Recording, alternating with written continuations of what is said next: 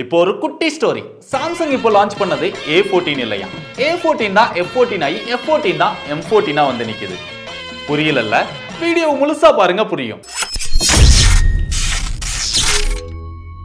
முதல்ல box content. பாக்ஸ்க்குள்ள Samsung Galaxy M14 mobile இருக்கு, ஒரு சார்ஜிங் கேபிள் இருக்கு, ஒரு யூசர் மேனுவல் இருக்கு, ஒரு சிம் எஜெக்டர் பின் இருக்கு. பாக்ஸ் ரொம்ப குட்டியா இருக்கு. அப்போ பாக்ஸ்க்குள்ள என்ன இல்ல? சார்ஜிங் அடாப்டர் இல்ல. மொபைலோட பில்ட் குவாலிட்டி அப்படின்னு பார்த்தா ரியர்ல பிளாஸ்டிக் பேக் கொடுத்திருக்காங்க. இங்க ஃப்ரேமே பிளாஸ்டிக் தான். ஆனா டிஸ்ப்ளேக்கு கார்னிங் ஒரு கிளாஸ் 5 ப்ரொடக்ஷன் கொடுத்திருக்காங்க. பெரும்பாலும் இந்த பிரைஸ் செக்மெண்ட்ல நிறைய பிராண்ட் வந்து அதை கவர் பண்றது கிடையாது. பட் சாம்சங் கொடுத்திருக்காங்க. மொபைலோட வெயிட் அப்படின்னு பார்த்தாலுமே இங்க 206 கிராம் இருக்கு, 9.4 mm திக்னஸ் இருக்கு. கொஞ்சம் வெயிட் அதிகமா தான் இருக்கு. அதுக்கு காரணம் என்னன்னா இதோட பேட்டரி அப்படின்னு சொல்லலாம். இந்த மொபைல் 6000 mAh அப்படின்னு ஒரு மாசிவான பேட்டரி பேக்கப் கொடுத்திருக்காங்க. பொதுவா இந்த பிரைஸ் செக்மெண்ட்ல இப்ப பெரும்பாலான பிராண்ட்ஸ் வந்து 6000 mAh கொடுக்கிறது கிடையாது. பட் சாம்சங் வந்து அதை திருப்பியும் கொடுத்திருக்காங்க. இதுக்கு பதிலா இவங்க பெட்டரான ஃபாஸ்ட் சார்ஜிங் சப்போர்ட் கொடுத்திருந்திருக்கலாம். பட் சாம்சங்ல பெட்டரான ஃபாஸ்ட் சார்ஜிங் சப்போர்ட் இல்ல அப்படிங்கிறதுனால 6000 mAh கொடுத்தது நல்ல விஷயம் அப்படின்னு நான் நினைக்கிறேன். ஏற்கனவே சொன்ன மாதிரி பாக்ஸ்க்குள்ள அடாப்டர் கிடையாது. பட் மொபைல்ல 25 வாட் ஃபாஸ்ட் சார்ஜிங் சப்போர்ட் இருக்கு. தேவைப்பட்டது அப்படின்னா தனியா அடாப்டர் வாங்கிக்கணும். பேட்டரியோட பெர்ஃபார்மன்ஸ் அப்படின்னு பார்த்தா நீங்க ஹெவியா யூஸ் பண்ணா கூட உங்களுக்கு 1.5 நாளைக்கு பேட்டரி லைஃப் வரும். நீங்க நார்மலா யூஸ் பண்ணீங்க அப்படின்னா உங்களுக்கு 2 நாளைக்கு மேலேயே பேட்டரி லைஃப் வரும். சாம்சங் அப்படினாலே எப்பவுமே லேட்டஸ்டான OS வந்து கொடுப்பாங்க. அந்த மாதிரி இந்த mobile out of the box Android 13 வந்து கொடுத்திருக்காங்க.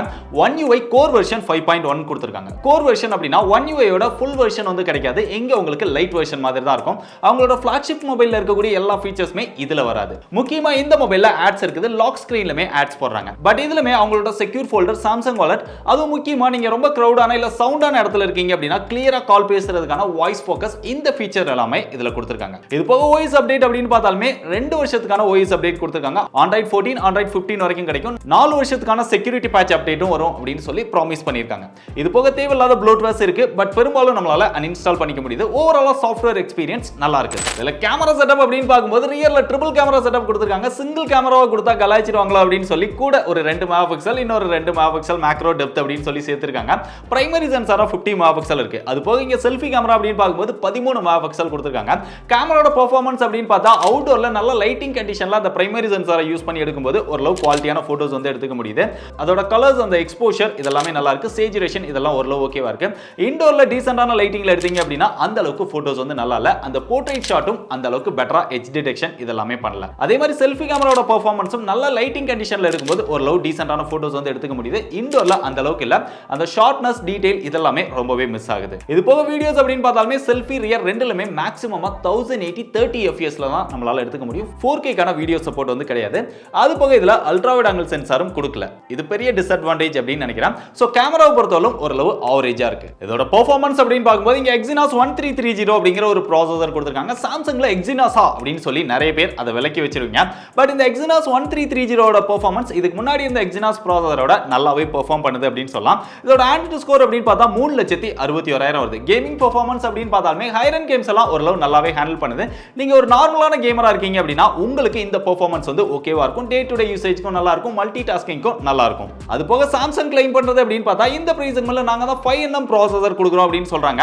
சோ இந்த nmனா என்ன, ப்ராசஸர்னா என்ன, அத பத்திலாம் நீங்க டீடைலா தெரிஞ்சுக்கணும் அப்படின்னு நினைச்சா நம்ம ஏற்கனவே டீடைலா அத பத்தி வீடியோ பண்ணிருக்கோம். நீங்க இன்னும் அந்த வீடியோ பார்க்கல அப்படினா இங்க கார்ட்ல கொடுத்திருக்கேன். தேவைப்படுறவங்க செக் பண்ணி பாருங்க. மொபைலோட பிளேஸ்மென்ட் அப்படின்னு பார்த்தா லெஃப்ட் சைடுல சிம் ஸ்லாட் கொடுத்திருக்காங்க. அது ஓபன் பண்ணா dual sim with dedicated SD card slot கொடுத்திருக்காங்க. மேக்ஸிமமா 1 TB வரைக்கும் சப்போர்ட் பண்ணும். இதுல 2 சிம்மே 5G சப்போர்ட் பண்ணும். இது ஒரு 5G மொபைல். 13 5G பேண்ட்ஸ் வரைக்கும் கொடுத்திருக்காங்க. சாம்சங் எல்லா மொபைலுமே அந்த 13 5G பேண்ட்ஸ் தான் கொடுக்குறாங்க. இங்க பாட்டம்ல வந்து இங்க 3.5 mm ஜாக் இருக்கு, மைக் இருக்கு, டைப் C சார்ஜிங் போர்ட் இருக்கு, பக்கத்துலயே ஸ்பீக்கர் இருக்கு. சிங்கிள் ஸ்பீக்கர் தான் கொடுத்திருக்காங்க.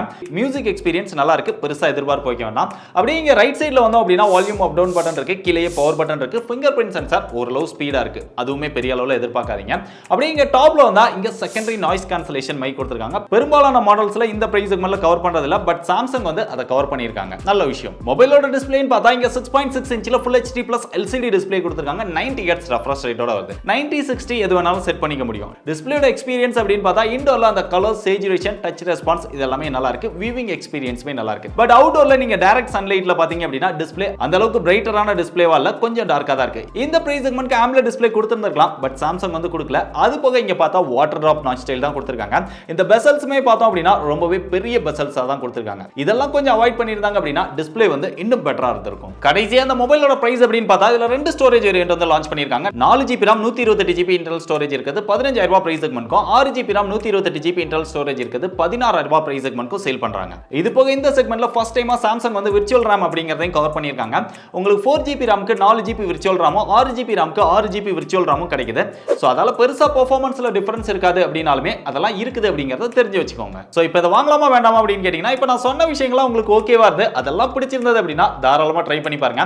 அது போக இப்போ இந்த மொபைலுக்கு ICC credit and debit card use பண்ணி வாங்குனீங்கன்னா ஒரு 1500 ரூபாய் டிஸ்கவுண்ட் போயிட்டு இருக்கு. அதை யூஸ் பண்ணி வாங்குனீங்க அப்படின்னா பெட்டர் வேல்யூ ஃபார் மணியா இருக்கும் இந்த மொபைல்.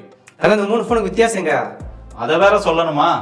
இந்த A14, M14, F14 என்ன டிஃபரன்ஸ்? இந்த M14 ல இருந்து 1000 mAh கழிச்சு 5000 mAh மாத்தி கொஞ்சம் டிசைனை மாத்தினா அதுக்கு பேரு A14. இந்த M14 ல இருந்து இந்த கேமராவை மட்டும் எடுத்துட்டீங்க அப்படின்னா அதுக்கு பேரு F14. கடைசியா இந்த M14 பாத்தீங்கன்னா ஒரே போனை 3 தடவை ரிவ்யூ பண்ண வைக்கிறாங்க.